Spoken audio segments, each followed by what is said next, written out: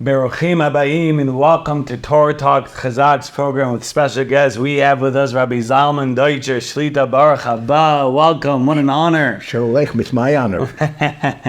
Baruch Hashem, Rabbi Zalman Deutscher, who, Baruch Hashem, he's involved with the Yeshiva primary, and we're going to be discussing survival for all. And I appreciate the Rav coming once again to our headquarters. It means so much, and joining us on the podcast. And the Rav can give our audience a little bit of a background about the Rav and the great work you're involved with. I mean, basically, I was born in Providence, Rhode Island. My mother and her two brothers went to public school because there were no Bais Yaakovs. There were no yeshivas. It was totally, you're talking about the turn of the century, the early 1900s. You had 30,000 Jews living in Providence at that time. And I doubt very much if in 1950 or 1955, you had more than maybe 25 Shomer Shabbos. Wow! And probably very few of the younger generation. And I remember that my grandparents, they moved out of the Jewish neighborhood, and they moved to a neighborhood about 10 or 15 blocks away. And I asked them once, why did they move? Because they lived in the middle of the Jewish neighborhood. And the minhag at that time was that everybody would go to shul on Shabbos.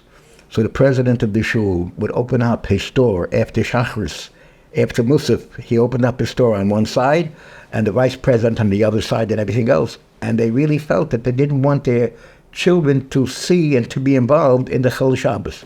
So they used to walk to shul on Friday night, walk to shul on Shabbos afternoon, on Shabbos morning to daven. After davening, they came back home, they ate the Suda, and then they walked to a park which was about 2 blocks away. My uncle used to point out to me all the time there was a tree. That was the mincha tree. So I said, what do you mean the mincha tree? Trees don't daven mincha. That was the tree that we used to stop to daven mincha because my mother would not let us go back to shul. She didn't want us to see the total Chil Shabbos and everything else. Wow. And the truth of the matter is, these people, I knew people in Providence that would get up v'sikim. They would get up very early Shabbos morning in order to be able to daven, shul, and everything else, and then rush up to work. Wow. Because there was a 6-day work. If you didn't work on Shabbos, you didn't have panasa. My grandfather, all of a sudden, they came here in 1898, and he brought his family over in the early 1900s. He didn't have any particular skills, so he worked for Jewish bosses, and he'd get a job on a Monday. And on Friday, he would tell the boss, Mr. Shem, I'll see you on Monday. No. You don't come in on Shabbos. Don't bother coming back. Wow. So Monday again, he was looking for a job or whatever. Eventually, he went into business for his own. He went into business on his own or whatever it may be. Eventually, he brought his family over. But I remember people that were big Talmidei Chachamim. They really were Talmidei Chachamim. You got together with them. Some of them had really been Yeshivalite, but even they were working on Shabbos. Their children and their grandchildren were lost. Wow. So you'd see it b'mitzias. So this is where the Rav grew up in Rhode Island. What happened was, when it came time for me to go to yeshiva, they moved. My father's father was a sheikh in Pittsburgh for many years. By the way, he came right after the First World War, but he left his family in Vienna because he was afraid to bring his children over. He saw what was going on. So when I was of age, we moved to Pittsburgh for 1 year. That's where I started first grade. And then we moved to Williamsburg, not Virginia, but Williamsburg in Brooklyn, so I should be able to go to yeshiva. Wow. I went to yeshiva Torah Das. Eventually, I went to Rabbi Zalman the Telem Yeshiva when they opened up. Then I went, when I graduated high school, I went to Yeshiva for a year. I was there with the last 2 Yom Neroim by the Belzer Obschon. And then I came back. When I came back, I went back to Torah Das to the Mesivta, then Beth Medrash Yid. I got smicha from Torah Das. But in Torah Das, I met Sheris Apleta. I met individuals that the parents had sent them away. Somebody came from Los Angeles 3 days by train. It wasn't like it was today that he took a plane from Los Angeles and he dormed in New York. And those were ones that Taka remained. Wow. And how did it become that the Rav started in a massive operation, the Yeshiva Institute, I understand, back in the day. It started off at Yeshiva Day School of South Queens. Then when we moved, it became Yeshiva Institute. We dropped to South Queens, and eventually it was Yeshiva Primary, which is located over here. Okay. The idea was very simple. Everybody talked about, we got to do something about it. The only thing you can really do about it is you have to start with children young. You have to have the children, give them and they should understand exactly what the Yiddishkeit is all about. I'll give you an example. A parent says to me, what do I need? My child graduated elementary school. Now he can go to regular public high school. He has the background already. Or my child, he goes to Talmud Torah in the afternoon. What do you need? What do you need a school for? So I tell you need a school for two reasons. As a matter of fact, I used to demonstrate it to the parents. Take a chair and put it on the table. The parent would put a chair on the table. And I said to the parent, can you lift the chair? Start to lift it. Higher, higher, higher. Eventually it's going to topple. I said, how do you stop it from toppling?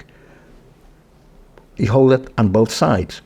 If somebody is a very, very learned, he's very, very good in school, and he is he goes through elementary school and high school, but when it comes to Yiddishkeit, it's just Talmud Torah itself.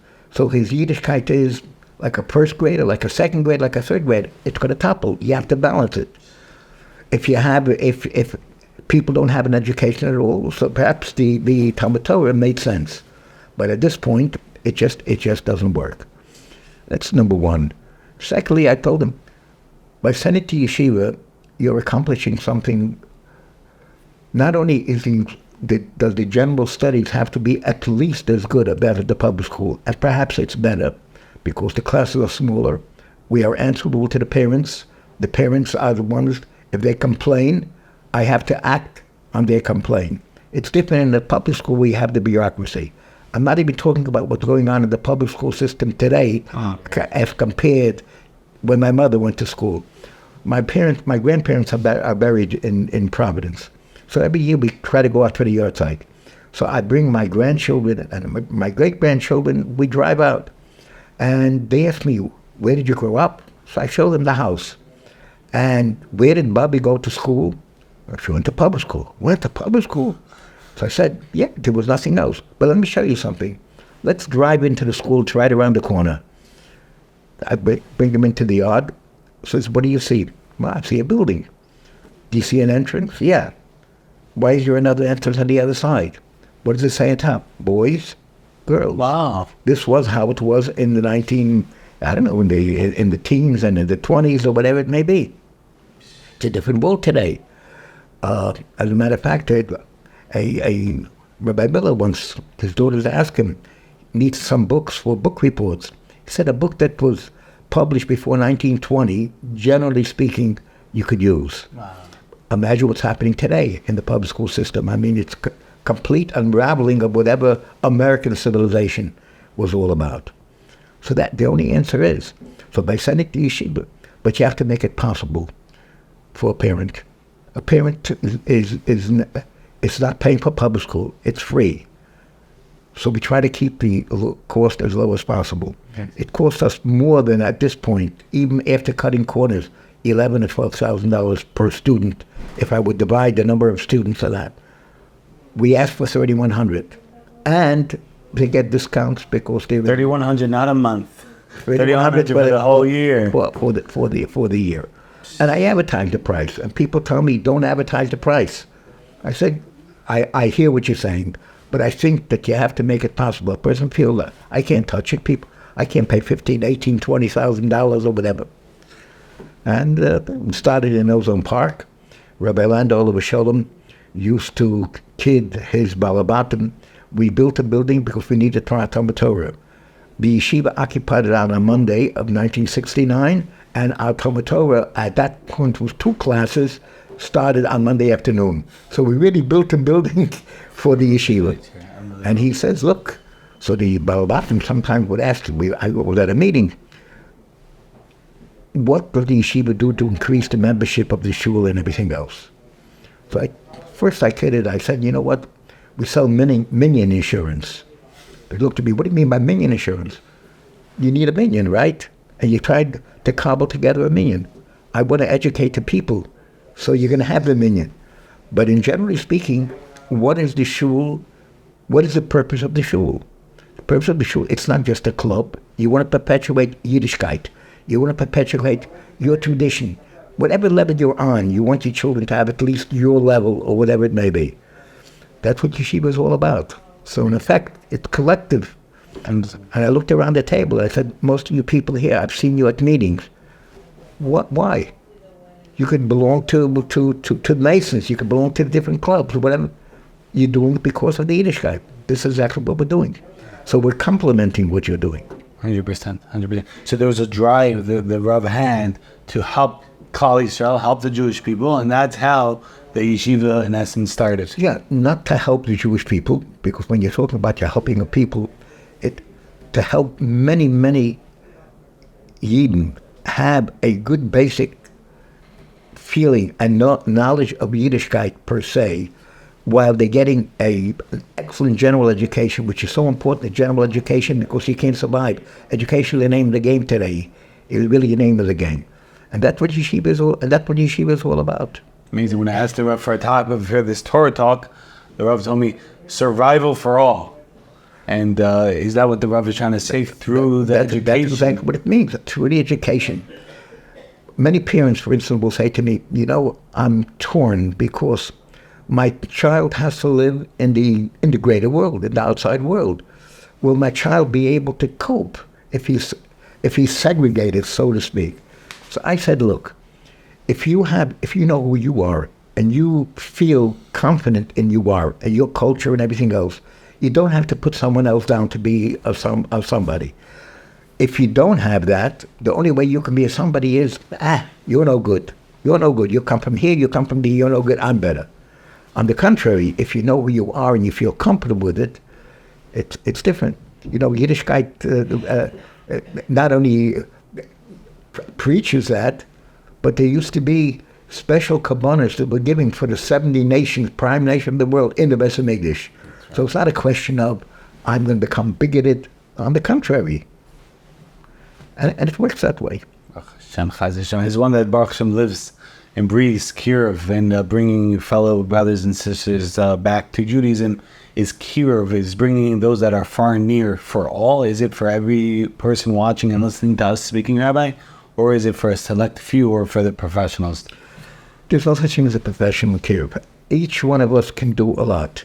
In other words, everyone says, okay, but what can I do for Kiruv?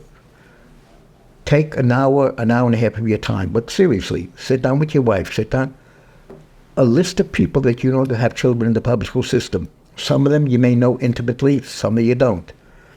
If you can approach them and try to get them to be interested in yeshiva, it doesn't have to be yeshiva primary, yeshiva institute, it could be any yeshiva on the country. That's what we do at Chazaq. And if you feel that you feel uncomfortable, give us the information and we'll find a way. Give Chazaq the information and they will find a way out, a professional way, to reach those parents and to try to get the parent to expose them of the possibility. 100%. Powerful. Amazing. 100%. All you have to do is just reach out, give us the information, and we'll do all the work, and we'll give you the schus and the merits as well. And then you will see 5 years, 10 years down the line, when your people that you spent time to try to figure out who comes to you for a Shabbos or whatever it may be, or you're invited to a graduation, whatever it may be, then you'll see. Then you'll see it. Oh, but it's doable. Everyone can contribute to that. In all seriousness. 100%. So the Rav started the yeshiva in 1969, many years ago. 1969. And today, Baruch Hashem, the yeshiva is existing and is strong, Baruch Hashem. Does the Rav see a difference with the students, with the kiruv, with the work back then and with today? To a certain extent, it was easier then. Then it became harder, and then it became easier. So let me explain what I mean. In 1969, my student body was basically the parents and grandparents had come over from, whether it was Russia or Poland, from Europe, between the 1880 and 1920, when you had the mass migration before America started closing its borders, so to speak, with quota systems of how many can come from each country. So my original parent body were parents that their grandparents had come here, and they themselves went to Talmud Torah. They went to Talmud Torah. They lived in East New York, and they lived in Rochdale Village, where they went to Talmud Torah. And you'd go to Talmud Torah 4 days a week, or 5 days a week, an hour and a half, 2 hours, each. But eventually, and they felt that they wanted their children to be exposed to Yiddishkeit. There was no yeshiva serving to the neighborhood. Howard Beach and Ozone Park had no yeshiva whatsoever. And they were not ready to pay the big price for it. So that's where we started. First year, I told Rabbi Lander, if we have 15 or 20 students the first year, I'll be very happy. We had 65 students the first year. And we had the parent body that the parents themselves were interested in Yiddishkeit. They also felt to be careful, don't let it go too far, whatever it may be. I want my child to be sort of traditional, whatever. And that first graduating class, we graduated in 1977, 78. And that's when we started sending children to different yeshivas as well. If I felt a child was ready for mainstream school, whether it was Tiferes Moshe or even out of town or whatever, we would send them. Then we moved out of Ozone Park, and we went to South Ozone Park in 1979, 1980. And then the migration started. People started coming from Iran. The Iranian Jews started coming. And then eventually from USSR, from the Southern Russian republics, started coming. And my colleagues told me, be careful how many you accept, because you're going to lose your parent body. And we did, but we didn't lose our American parent body, because I saw to it, most of them moved out of the neighborhood, and we got them I think we lost 2 children. But on the other hand, we gained. We had at that point, we had about 130, 140 children, in the school. I knew each parent, I knew each child, and I had a learning experience because there was a culture gap between myself and that. I'll give an example. I had an Iranian parent that children were in the yeshiva, and the parent told me, Rabbi Deutscher, I was really embarrassed to hear it, but Rabbi Deutscher, you and the Rebbeinu Shalom, Dad, take a look what you're doing for my son. A couple of days later, the son is out of school. So I call up the parent. Parent's not feeling well. I asked the friends to find out. A week, 2. Then I find out the child's in public school. So I called up Rabbi Kashani, who, by the way, was a pioneer in Yiddishkeit for the year. He built unbelievable. He himself. I said, how do I balance it? Hearing a parent is telling me that the Rebbeinu Shalom and you, and all of a sudden in public school. He says you have to understand the culture. As a matter of fact, then you had the mass migration coming from the southern Russian republics that they came. You had some coming from the European part of Russia, but there was a big difference between those coming from Europe, Russia, or the Ashkenazi, and the Bukharian, the Sephardi. The Ashkenazi had another generation of communism. In other words, it started over there in 1918 and 1919, and religion was outlawed, and it was gefährlich. Terrible, yeah. So the second and third generation that I got that came to me in the yeshiva, I don't remember any one of them having a bris milah in Russia. If anything, in Italy or in the holding part in Vienna, bris were taking place over there. When it came to the community that came from the southern Russian republics, very, very traditional. They all had brisin over there. True, there was a disconnect between the great-grandfather and the grandfather of this, but there was a strong feeling for Yiddishkeit. They don't know exactly what it is, and I'll give you an example. Maybe I shouldn't say it, but I'll say it anyways. But that when we interview a parent coming in, I'll never ask the parent, do you have a kosher home? I'll talk to the parent. We'll start talking. How did you hear about the yeshiva? What would you like the yeshiva to do for your child? And et cetera, et cetera, et cetera. And by the way, I look at the child and I say, what do you like best? We have a lunch program. What do you like best in school lunch? Oh, I like the fries. I like the beef burgers or whatever it may be. And the mother will say, but when they eat the meat in school, I don't let them drink milk. They drink water. They are very traditional, but they just don't know. They don't. You don't embarrass the parents. There's no point of asking the question, do you have a kosher home or not? You're not going to get an honest answer, and you shouldn't get an honest answer. You're really prying.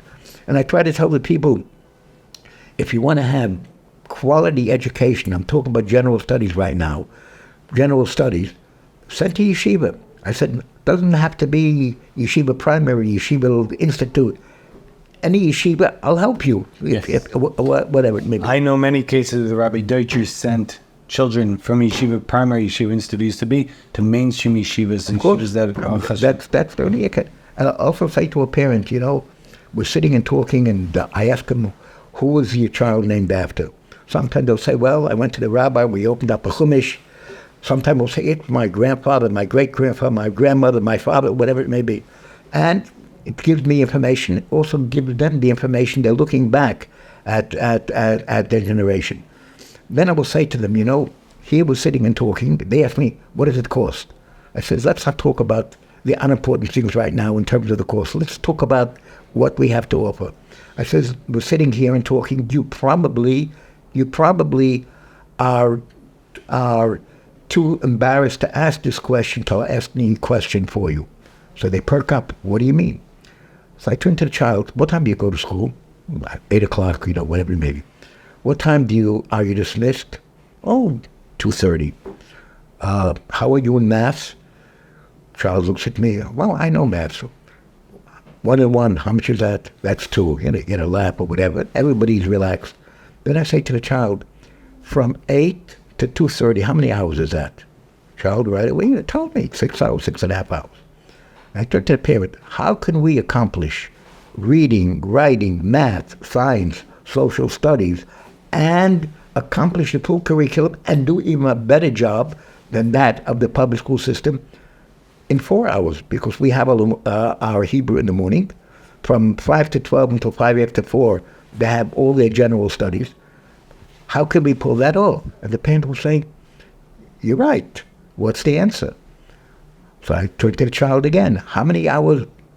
I'm not talking about homeroom. I'm not talking about music. I'm not talking about art.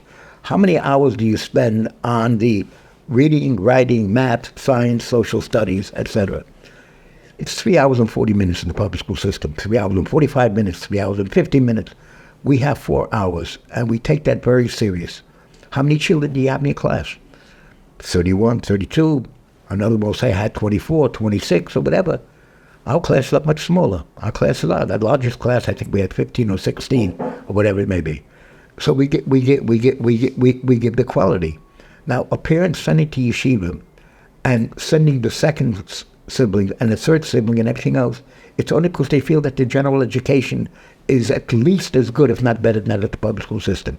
And that's what we offer. And that's what we offer. And it works. 96 or 97% of our parent body, going back for the last 35, 40 years or whatever, even those that came over and started, late, went into higher education, went into college. We have pharmacists, we have doctors, we have lawyers, we have MBAs, we have business people, whatever it may be. Obviously, we're doing something right, because without the parents wouldn't keep them here. 100%. Baruch Hashem. And we know many, many, many amazing success stories. Many individuals, like the Rabbi just mentioned, that are very successful, and they credit a lot of their success to thanks to the yeshiva. And the Rabbi could tell us a few success stories, maybe something that sticks out. Something that sticks out. Okay, I mean, at the risk of sounding whatever, how many of you are familiar with an organization that provides teachers for teaching people any part of Judaism that they're interested in? Are you interested in Gemara? That's fine. You're interested in Chumash? That's fine.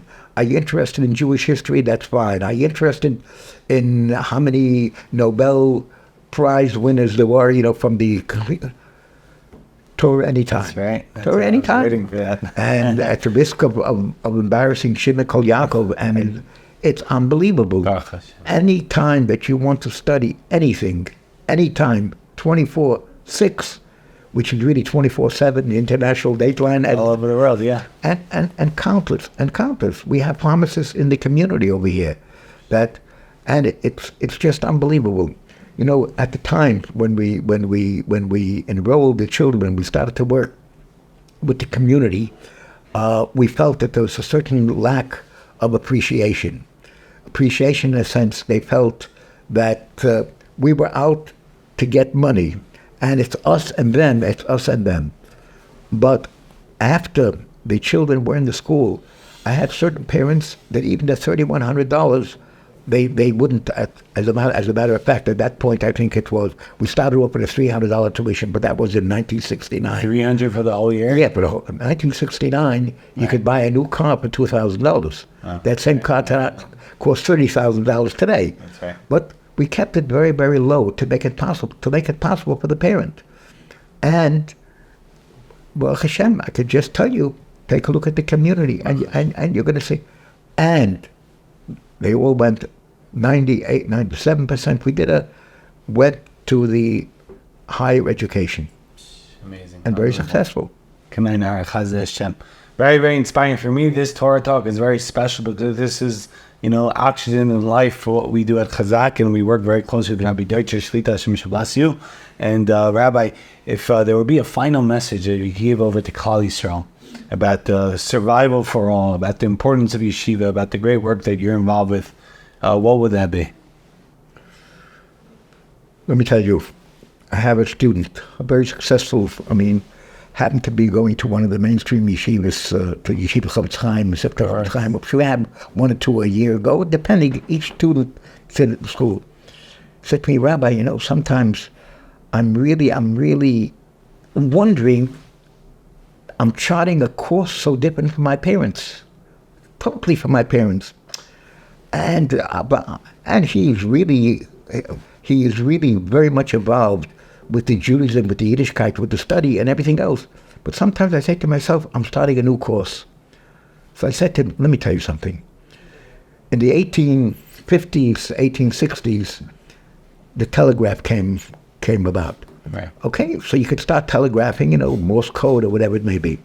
Then they decided, you know what, I'd like to have possible to reach overseas. So they laid an underground cable from here to England and then eventually to different parts of the world. It took 3 years or 4 years to lay that cable and to get it going and everything else. What happens? Every so often, you have 10, 20, 30 cables. That was before the age of radio, that you didn't need a cable, whatever it may be. And a fishing trawler comes by and they sever the line. Right. So you send down divers, and 3 days later, 4 days later, 5 days later, it's repaired. I have a picture of your grandparents or your great-grandparents. Remember, you gave me a picture of you. You have everything in common with your grandparents and your great-grandparents. Your parents in between, they didn't do anything wrong. The situation was such that it was impossible to survive with the Yiddishkeit, with the Judaism. Yet, when they came here, they sent you to yeshiva. They didn't take the easy way out. Prove something. So in other words, we are not charting a new course. We are just reconnecting to the generations. Beautiful. Wow. 100% true, Rabbi Zalman Deutscher, Shlita. What a powerful message that, we're all reconnecting. And there was definitely, some interference in the way, especially with the case we're dealing with today with the community over here in Queens, where Rabbi Deutscher has a yeshiva with the former USSR from Bukharian background. They're not against Yiddishkeit, like the rabbi said. They just don't know any better. They need to reconnect. Because of the situation. Pakeh, they're very traditional and a very good feeling towards Yiddishkeit. For all those watching out there in the world, there's a tremendous gold mine over here. Like we discussed before the program, thousands of kids, thousands of Heilig Neshamas, holy souls that just don't know any better. If we would only reach out them like we do and bring them in, Baruch Hashem, we see transformation. We see families and communities and Baruch Hashem, tremendous growth. And there's a lot more potential and a lot more yecholos. And B'ezrat Hashem, we want to continue working and making this happen and growing. I know there's a big vision, and we're discussing about it.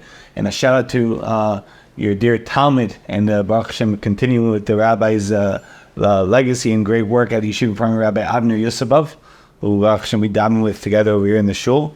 And can I tell you another story? Of course, we love stories. Rabbi Avner. Yes. I had a telephone call from New London, Connecticut many years ago. A rabbi in New London, Connecticut told me there's a Russian family that's been living here for the last year or so. They're moving to New York, and I was told to call you that your yeshiva would be able to. Fine, I definitely want to meet them. So he set up the appointment, and they came in, a brother and a sister. The brother went to the yeshiva by us, for 2 years, and then I decided that he could really move on to what I call a mainstream school, and sent him to South Shore, to Rabbi Hanina Hertzberg, or Rochelle, whatever. He went to South Shore, and then he graduated high school too. And after he graduated high school, he became a dental surgeon, as a dentist, a dental surgeon. Dr. Emmanuel Babayev, it might ring a name. And he had a sister. His sister was very big in mathematics or whatever it may be. And that came about. How did that come about? I connect to this? He made a bar mitzvah, and when Daniel became a bar mitzvah, I was going to go. I know that used to be a shul on 108th Street, before 108th Street, before the big shul. Yeah, that Beit Gabriel that you have from probably 4 a.m. in the morning until 2 p.m. at night, or whatever it may be. Yeah. 2 a.m. at night. But it was located in an apartment house dominion originally. I get here on a Thursday morning, a day before school is over, 6 o'clock in the morning. I don't see anybody. I don't see any shul. The stores are closed. I can't even ask. I'm going back and forth. Then I say, you know what? I'm going to go back to school. Then I see a man walking with a few of his children. He's carrying a towels bag. So I go over to him. I says, look, I'm trying to come to a mit. Oh, he says it's at 108th Street, the new building, Beit Gabriel. That was Avner Yusupov and his parents, and his brothers and his parents. Then I say to them, by the way, where do your children go to school? I go to public school. Why don't you send them to yeshiva? I don't have the money. And public school is giving a good education. Anyways, to make a long story short, I said I'd like to have, you know what? I'm going to send one of my children. I think he pointed to Abner. I wasn't sure. So I said, you know what? I'll do it. If you send one of your children, he asked what it cost. I said, look, I could tell you what the official price is, but let me tell you, give me all your children, and you're going to pay a lot less. And they paid. The rest is history. Abner went there. His brother went there. Whatever it may be. Amazing, unbelievable. One situation, and how much Baruch Hashem he's involved with, Baruch Hashem, Chazde Hashem.